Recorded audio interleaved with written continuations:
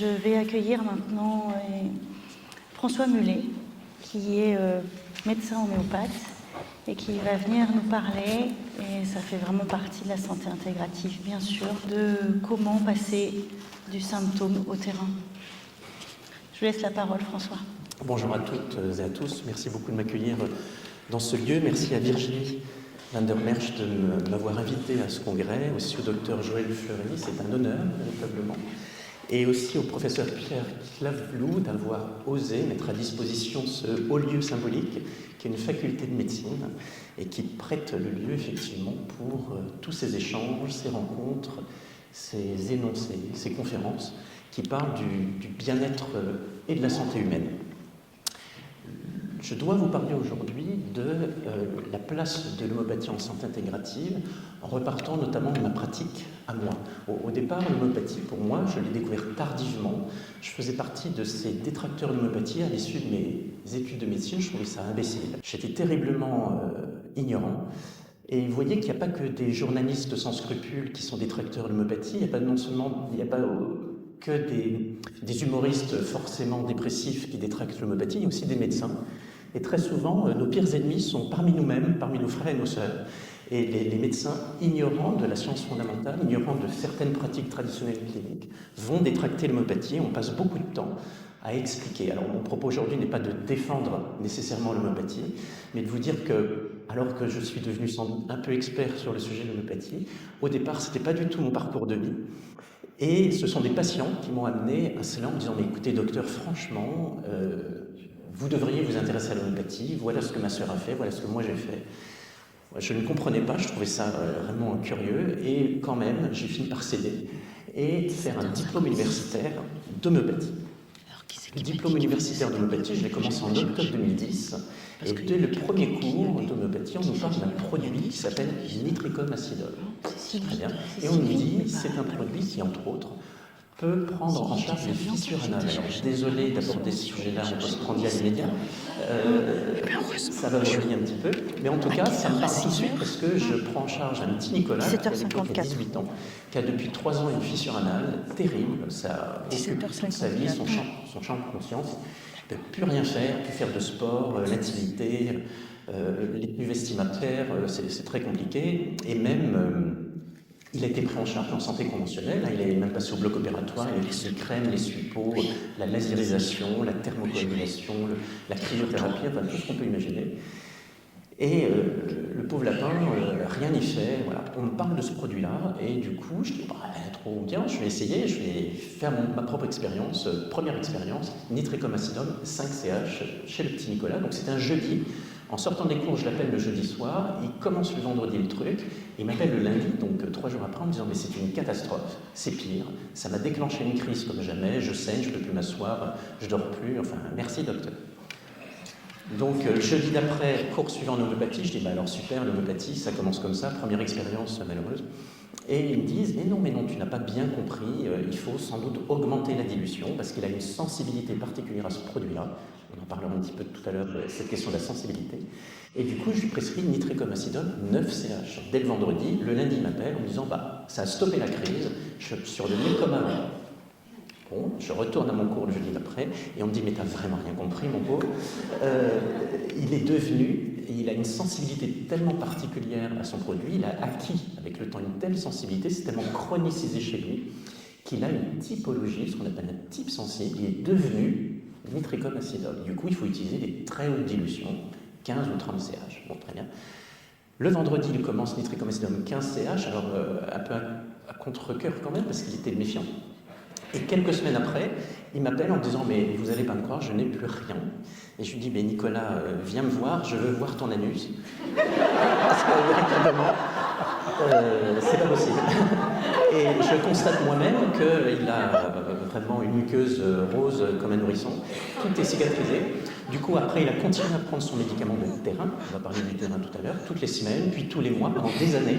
Il n'a plus jamais refait de crise de fissure anale, je le vois encore, hein, ça remonte, et il m'en reparle de temps en temps de sa question de fissure anale qui m'avait vraiment fait entrer dans le vif du sujet, sans mauvais jeu de mots, et qui vraiment m'a vraiment fait réfléchir à la place de l'homéopathie et la puissance de l'homéopathie dans certains cas. Là encore, parfois, la médecine conventionnelle offre à décrire des vides thérapeutiques. Donc voilà, l'homéopathie en santé intégrative, concept qui est apparu au milieu des années 90 aux États-Unis, qui nous est arrivé en France. Et la santé intégrative, c'est l'association de la médecine intégrative et du self-care, qui est le prendre soin de soi. Il ne faut pas oublier que le soignant doit aussi prendre soin de lui et réfléchir, s'analyser, prendre la distance par rapport au patient et faire des régulations. L'homéopathie au cabinet occupe une place de choix au milieu des autres thérapeutiques. Il ne faut pas être un ayatollah du granule homéopathique. Je suis médecin, j'ai une démarche médicale, d'écoute, de diagnostic, d'examen clinique, de prescription biologique, d'examen complémentaire, de scanner, d'IRM, je ne sais quoi. Et l'homéopathie, c'est une proposition thérapeutique au sein d'un ensemble de thérapeutiques, conventionnelles ou non conventionnelles, mais on n'oublie pas le reste. Et l'idée première est d'informer le patient correctement, honnêtement, et lui donner les possibilités de choisir pour lui ce qui est bon pour lui. Et l'homéopathie, c'est vraiment ça. C'est une proposition qui prend en compte le patient dans sa globalité. Alors d'abord, c'est quoi l'homéopathie? Beaucoup de gens ignorent qu'en homéopathie, c'est l'usage de souches issues du bios naturel, des souches minérales, des souches d'origine animale, des souches végétales, voilà, et qui, une fois diluées et dynamisées, perdent leur toxicité en dose pondérale et acquièrent des propriétés pharmacologiques et thérapeutiques particulières liées à la dynamisation et à la dilution. Un produit homéopathique, c'est un produit infiniment dilué et dynamisé, c'est-à-dire agité. Et ces deux propriétés physiques, dilution et dynamisation, donnent des propriétés pharmacologiques particulières à ces produits qui, sinon, en dose pondérale, sont parfaitement toxiques. L'homéopathie, c'est pour qui? Encore une? Eh bien, c'est pour tous, avec une efficacité démontrée dans bien des études cliniques, avec une action parfois rapide. Il ne faut pas toujours attendre 1 à 2 mois pour avoir un équilibre homéopathique. On a des traitements d'urgence en homéopathie au cours d'une crise d'asthme, au cours d'urticaire, au cours d'épisodes infectieux. En complément des thérapeutiques conventionnelles, bien sûr, en passant par la femme enceinte, la femme allaitante, le nourrisson, la personne âgée, polymédiquée, avec une action donc parfois rapide et, encore une fois, au milieu des autres thérapeutiques conventionnelles ou non conventionnelles. La culture homéopathique repose d'abord sur une écoute fine. Comment la personne vit son problème, comment elle réagit physiquement, comment elle réagit émotionnellement dans son quotidien. Et cette finesse d'observation crée un espace thérapeutique utile et riche, une espèce de bulle de confiance. Alors, certains, du coup, de dire que l'action thérapeutique de l'homéopathie ne relèverait que de cet espace de confiance créé avec le patient, finalement, un effet placebo. Pour répondre à cette observation, qui n'est pas injuste, puisque l'effet placebo dans toute thérapeutique, même conventionnelle, c'est quand même 54% de l'efficacité thérapeutique, ce n'est pas que dans l'homéopathie, c'est en santé conventionnelle aussi, eh bien on utilise, pour expliquer parfois, l'exemple en recherche scientifique de modèles qui échappent forcément à la question du placebo. Quelques exemples donc, des cellules de l'immunité, par exemple, qui voient leurs marqueurs biologiques de l'inflammation, ce qu'on appelle des radicaux libres d'oxygène, des cytokines, vous connaissez peut-être des interleukines, le TNF-alpha, etc., se moduler sous l'impact, sous l'influence de souches homéopathiques qui sont mises dans le bouillon de culture, ou encore qui vont modifier leur plasticité membranaire, leur connexion neuronale, avec des études en recherche fondamentale qui portent sur des neurones humains en culture. Vous voyez que la cellule en microscopie électronique à fluorescence, on a du mal à croire à un effet placebo quand même, et pourtant il y a une réaction. Ici aussi, en bas à gauche, vous voyez des nanoparticules de gel sémium, un grand médicament homéopathique, et on sait que quand on dilue un produit, en homéopathie, se forment à partir de 4,5-CH des nanoparticules, et c'est toute une dimension de recherche fondamentale en physique quantique, la genèse de nanoparticules sur des basses dilutions qui émettent des champs électromagnétiques basse fréquence. Alors ça peut paraître curieux comme ça, mais pourtant c'est parfaitement établi depuis que la technologie a évolué et depuis qu'on a les outils en recherche nanoparticulaire disponibles depuis les années 2010-2013 à peu près. Et ce que nous montre l'analyse électrophotonique, qui est une invention française, il n'y a que 2 appareils dans le monde, Eh bien, c'est que ces nanoparticules émettent des champs électromagnétiques spécifiques du produit en dilution et, pour chaque produit en dilution, spécifique de la hauteur de dilution. Voilà, il y a vraiment une carte d'identité électromagnétique d'un produit en dilution homéopathique. Ça peut être aussi l'exemple de l'usage de l'homéopathie parmi d'autres techniques. Dans ma région, je suis de l'ouest de la France, on a du muscadet, et donc il y a toute une étude, vaste étude depuis plus de 10 ans, sur la prise en charge avec des thérapeutiques naturelles, dont l'homéopathie, sur les vignes de muscadet pour prévenir du gel, des effets de trop d'humidité, les inondations, certains parasites, etc., avec des publications à l'appui. Donc là aussi, qu'on m'explique que les vignes du muscadet ne relèveraient que d'un placebo. Et aussi, bien des études, par exemple, qui intéressent beaucoup l'OMS. Un sujet de prédilection de l'OMS à l'heure actuelle, c'est quand même la lutte contre l'antibiorésistance, qui est un fléau absolument mondial, et de plus en plus, et qui galope sur la planète entière. Et l'OMS travaille sur la mise au point de techniques pour contrer l'antibiorésistance et développer des moyens pour limiter la consommation des antibiotiques, qui est la première cause d'antibiorésistance, c'est la surconsommation d'antibiotiques. Ça ne remet pas en question la prescription des antibiotiques, bien entendu, mais l'idée c'est que parfois on peut faire autrement. Eh bien, l'OMS s'intéresse de près à la place potentielle de l'homéopathie. On travaille en ce sens pour essayer de démontrer en recherche clinique, et on a beaucoup d'éléments en recherche clinique, de démontrer la place potentielle de l'homéopathie. Donc, beaucoup de recherches scientifiques en homéopathie. C'est, il faut le savoir, déjà presque 8000 publications sur PubMed, enfin au sein de la Medline américaine, avec des études en recherche fondamentale par des laboratoires indépendants, de la recherche préclinique. La recherche préclinique sur des modèles cellulaires, végétaux, animaux, humains, qui vont tester plein de choses, l'expression génique. Je vais vous passer les détails, mais on pourra en parler longtemps. En tout cas, si vous avez des questions, n'hésitez pas. Sur des modèles cellulaires, on va explorer des dosages biochimiques. Je vous parlais des cytokines, par exemple, mais c'est aussi la fluidité des membranes, la présence en quantité de récepteurs transmembranaires, des fonctions cellulaires, la plasticité membranaire, la migration cellulaire, la phagocytose, notamment des macrophages, qui sont des cellules de l'immunité. Et puis, la synthèse, par exemple, d'actine. L'actine rentre dans la composition du cytosquelette des membranes, et l'actine est au centre de beaucoup de métabolisme cellulaire, et on a démontré dans certaines études que des dilutions homéopathiques agissaient sur la synthèse d'actine et sur la qualité du cytosquelette. Et aussi, quand même, beaucoup de recherches cliniques qui répondent à du gold standard de la recherche scientifique.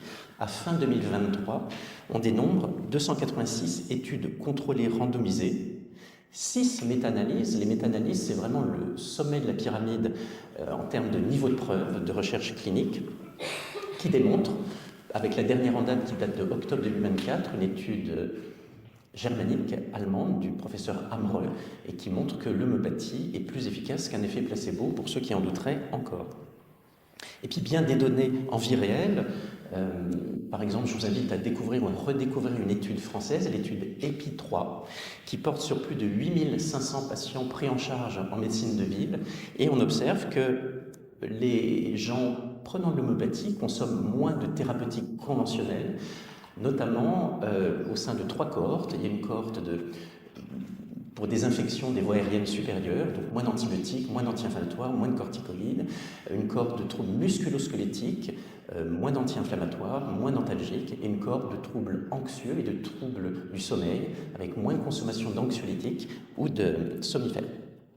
Ou encore, une étude passionnante plus récente, l'étude SNDS, qui a été publiée en 2024 sur plus de 98 000 patientes opérées d'un cancer du sein non métastatique, et qui a montré que les patientes qui ont un suivi homéopathique, qui prennent de l'homéopathie, consomment moins de thérapeutiques conventionnelles, et notamment des antiémétiques, des corticoïdes, des antidiarrhéiques ou encore des antifongiques. Alors, bien souvent, on ne peut pas se passer de ces thérapeutiques conventionnelles. Il ne s'agit pas de se substituer nécessairement, mais d'essayer d'en limiter parfois la consommation pour aussi en limiter les effets secondaires. Les corticoïdes, vous savez sans doute à quel point, qu'on n'a pas le choix, on le fait, mais qu'on a la possibilité de faire un petit pas de côté, ça quand même limite les effets secondaires, notamment de diabète cortico-induit ou d'hypertension cortico-induite. Et c'est bien ce que j'ai vu avec une patiente, Rosélie, une autre patiente de mon cabinet, que j'ai découverte plus récemment que le petit Nicolas. Et en fait, elle s'est découvert elle-même une masse mammaire à la fin de l'année 2019. Elle n'a rien dit, elle n'en a pas parlé, elle a mis ça sous le tapis. Elle a fait l'autruche, sauf que fin 2020, elle est complètement à plat, elle est vraiment cachectique, elle ne mange plus, elle est alitée tout le temps, et seulement au mois de mars, elle commence véritablement à vouloir se prendre en charge, mais très tardivement, au mois de mars qui suit. Donc en mars 2021, elle est hospitalisée, d'emblée en soins palliatifs terminaux, et dans un état de cachexie, de déshydratation, d'altération de l'état général, et au point que l'oncologue dit, à part une radiothérapie antalgique, parce qu'elle a des métastases sur absolument tous les organes, sauf le cerveau, curieusement, mais partout, le foie, les reins, les surrénales, les os, les poumons. Et bon, voilà, pronostic de survie à 6 semaines. Et on commence à accompagner la famille en disant que jusque-là, je ne la connais pas, la dame, et c'est son fils, qui est un ami, qui m'appelle. Je sortais de mes consultations gynéco à l'hôpital, et il me dit est-ce que tu peux faire quelque chose pour maman en homéopathie? Et franchement, une dame que j'ai jamais vue, qui est en fin de vie manifestement. Donc je prescris, avec le bon sens de mes cours, appris à lui faire des sciences de ce qu'on peut faire chez des gens épuisés, en fin de vie, cachectiques, dénutris, déshydratés et puis un peu désespérés aussi. Donc je propose ce qui me paraît du bon sens. Et en fait, de manière surprenante, en 10 jours, on peut dire qu'elle reprend du poil de la bête, au point que l'oncologue m'appelle pour discuter, en me disant quand même, il s'est vraiment passé quelque chose. Et il faut dire qu'elle avait aussi toutes les complications. Elle avait eu des corticoïdes qui lui avaient filé une hémorragie digestive, elle avait fait un diabète cortico-induit, une hypertension maligne cortico-induite. Enfin, la pauvre dame, elle avait vraiment plein de choses compliquées. Et du coup, l'oncologue dit c'est bon, on va lui mettre un citablant et on va commencer une thérapeutique conventionnelle, une chimiothérapie classique, à laquelle elle a super bien répondu. L'oncologue m'a transmis le dossier de suivi oncologique de la patiente avec tout son protocole de chimiothérapie. Et du coup, j'ai pu adapter en homéopathie, individualiser la prise en charge de la dame en donnant le ou les médicaments qui me paraissaient les plus à même d'accompagner chaque molécule conventionnelle choisie. Ça s'est super bien passé. La dame, je la vois tous les 3-4 mois au cabinet. Depuis, elle est en rémission complète à l'heure actuelle. C'est une très belle histoire et qui montre à quel point ce n'est pas l'homéopathie qui lui a permis d'être en rémission complète.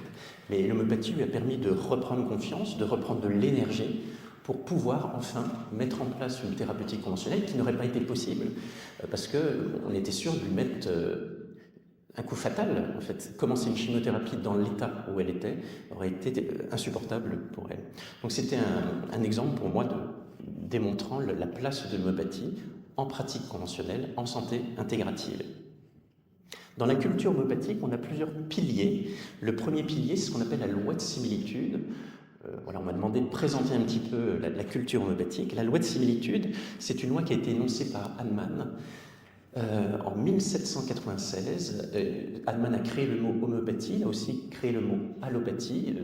Un tout petit peu plus tard, c'était déposé en littérature en 1807. Donc le concept de la loi de similitude, c'est considérer que toute substance capable à dose pondérale de provoquer des symptômes chez un individu sain peut, vous lisez, à dose infinitésimale, guérir ces mêmes symptômes chez un individu malade. Alors guérir, c'est peut-être beaucoup dire, en tout cas c'est des mots de l'époque, mais c'est au moins moduler, stabiliser, réguler quelque chose. Et en fait, Hahnemann a conceptualisé dans les mots la loi de similitude, mais déjà dans des vieux textes ou des vieux parchemins, déjà notre ancêtre, le médecin des médecins, Hippocrate, avait déjà énoncé, enfin expérimenté, c'est une chose incroyable quand même, cette loi de similitude avec le fameux similia similibus curentur, et il observait des dames qui souffraient de cystite hémorragique, je pense qu'un certain nombre d'entre vous voient de quoi je parle, avec des douleurs extrêmement importantes, des saignements urinaires, et qui lui rappelaient les effets toxiques de la mouche cantharide. Une mouche qui, quand elle pique, peut donner comme ça des cystites hémorragiques. Et du coup, il a dilué des mouches cantharides qu'il a broyées, diluées, et il a administré à des patientes pour traiter c'est hémorragique, incroyable. Donc l'homéopathie est née il y a déjà très longtemps, et vous voyez qu'elle a subsisté dans le temps et se développe beaucoup, notamment depuis l'ère moderne de la clinique et de la recherche scientifique. Alors la loi de similitude, pour illustrer, très simplement, donc je n'ai pas l'illustration mais c'est pas grave, on commence par en haut à gauche, du café, un sujet sain, il va bien, il mange du café ou il boit du café par excès. Et du coup, on observe des signes toxiques liés au café, c'est-à-dire il a une excitabilité, une euphorie, des troubles du sommeil, enfin vous voyez bien quand vous buvez trop de café éventuellement. Eh bien, à côté de ça, rien à voir avec le café, j'ai un sujet à la consultation qui est malade et qui se plaint de troubles de l'endormissement, qui se plaint d'une excitabilité, qui a trop d'émotions joyeuses, il est trop excité dans sa tête. Je vais lui donner Coffea cruda, c'est-à-dire la dilution homéopathique du café cru, avec un effet thérapeutique.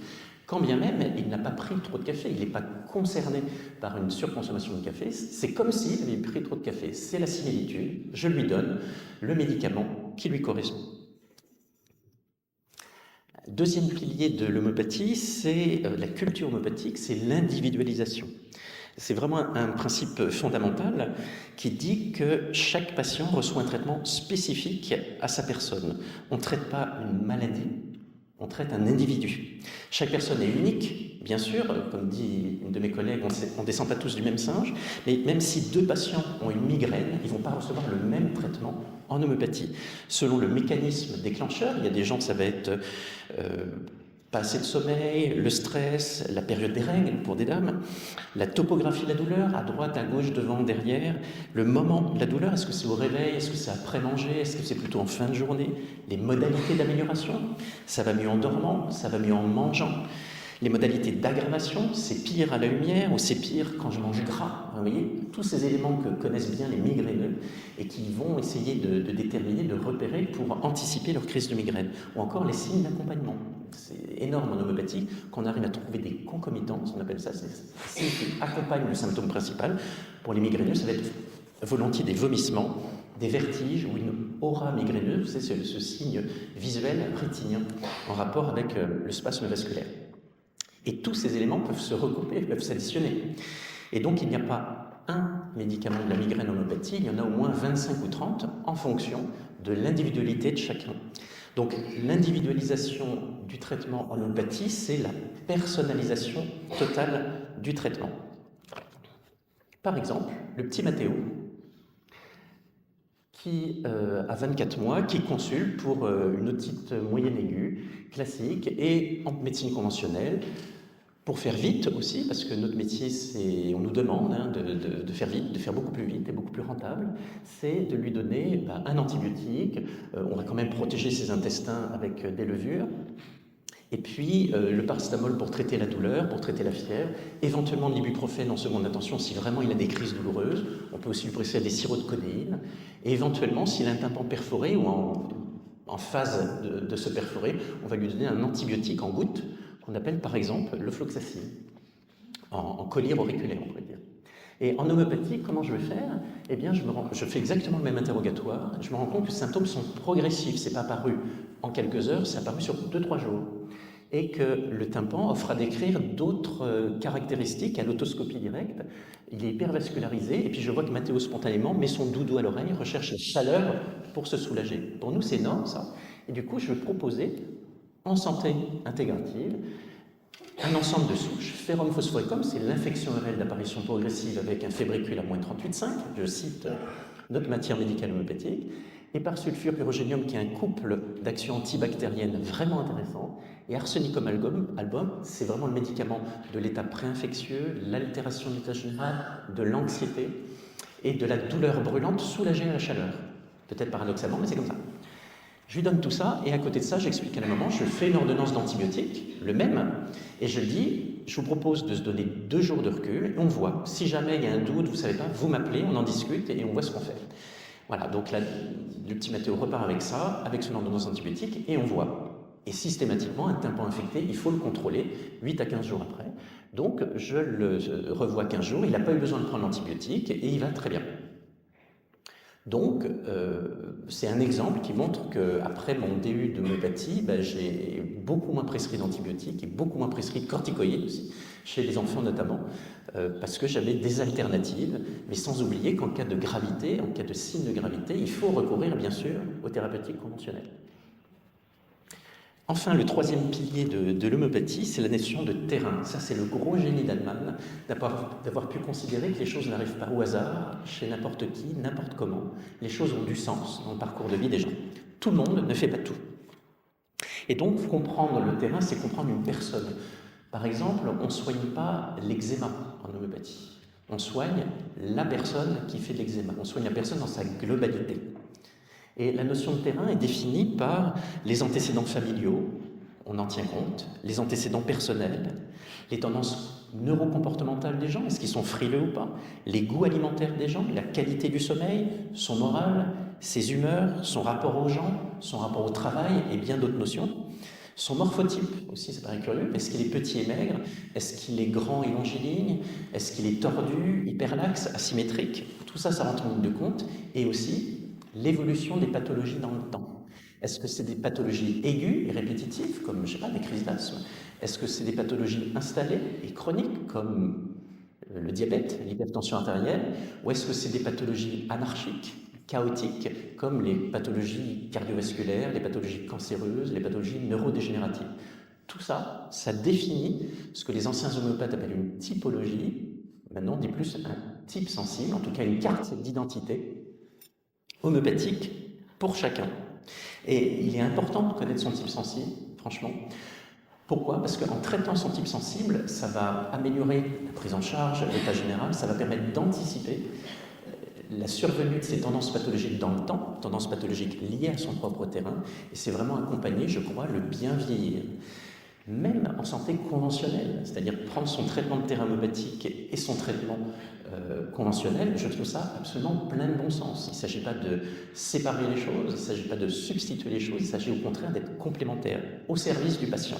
Par exemple, toujours le petit Mathéo, en fait, je l'avais vu au mois de novembre, 6 mois après il reconsulte, ça m'en ramène parce qu'en fait il a consulté son médecin traitant, que je ne suis pas, plusieurs fois dans l'hiver, il a présenté plein d'épisodes d'infection ORL et nécessité 7 prises d'antibiotiques en 6 mois, ça c'est le quotidien du médecin généraliste.